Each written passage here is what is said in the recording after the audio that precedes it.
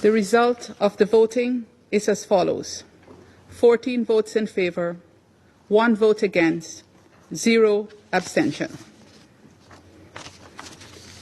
The draft resolution has not been adopted owing to the negative vote of a permanent member of the Council. And I now give the floor to the representative of Pakistan. Thank you, Madam President. It is a sad day,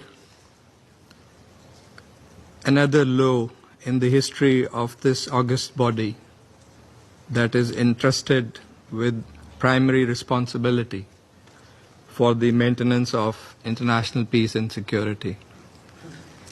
Pakistan deeply regrets the failure of this Council to adopt the draft resolution tabled by the 10 elected members, and which was an effort to address one of the most grave and sustained humanitarian catastrophes of our time. Once again, the elected members have shown that they are here, ready and willing to fully assume the responsibilities that have been entrusted to them by being members of this Council on behalf of the general membership. Madam President, we are appalled that this Council once again stands immobilized in the face of mass suffering, atrocity, and unfolding tragedy. The veto cast today sends an extremely dangerous message that the lives of over 2 million Palestinians, besieged, starved, and relentlessly bombarded, are dispensable. This will remain not only a moral stain on the conscience of this Council, but a fateful moment of political abdication that will reverberate for generations. We have heard yet again the familiar refrain that this is not the right time and that space must be given to ongoing negotiations. But how much more space do we need? Space filled with rubble, graves, and the anguished cries of children. How much more time do we need? What amount of evidence do we need before we say enough and put to stop this barbarity and savagery perpetrated under a brutal occupation? While this Council deliberated and delayed, Gaza has been decimated.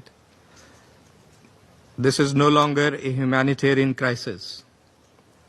It is a collapse of humanity and of international law and all that this Council is supposed to stand for.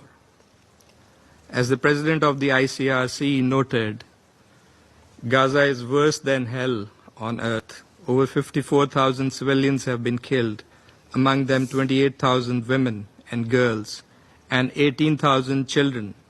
In the last 24 hours alone, nearly 100 Palestinians have been killed and more than 400 wounded. Entire neighborhoods lie in ruin. Famine stalks the land. Disease and despair now spread more quickly than any aid can arrive. And while Gaza bleeds and this Council has been muzzled, the world has spoken. The International Court of Justice has issued binding provisional measures.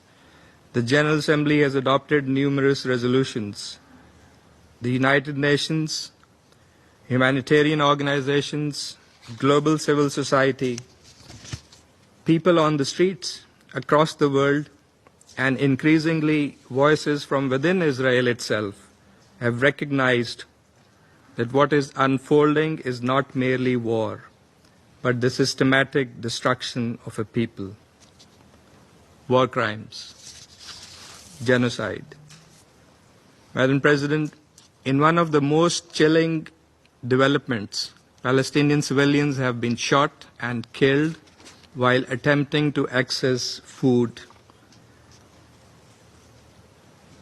And we think that to kill innocent civilians for seeking bread and water is not only a war crime, it is a tragic indictment of a system that criminalizes survival and militarizes humanitarian aid in flagrant violation of international humanitarian law.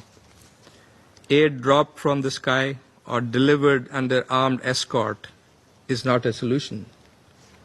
It is a spectacle. And to defend these arrangements is not pragmatism. It is a moral failure. It is totally unacceptable. The draft resolution before us today was objective, balanced, principled, and rooted firmly in the UN Charter and the most basic tenets of humanitarian law. It asks for no more than what any human being deserves: food for starving children, medicine for the wounded, shelter for the displaced, the right to life, an end to killing, therefore. And it also asks for the release of the hostages. And it is also supporting the efforts that are underway to bring about a ceasefire. That even such modest, urgent demands could not pass underscores the depth of this Council's dysfunction. Let us be clear. This failure will not go down in records as a mere procedural footnote. It will be remembered as a complicity, a green light for continued annihilation, a moment where the entire world was expecting action, but yet again this Council was blocked and prevented by one member from carrying out its responsibility. Pakistan reaffirms its unwavering support for the Palestinian people in their just struggle for dignity, justice, and self-determination.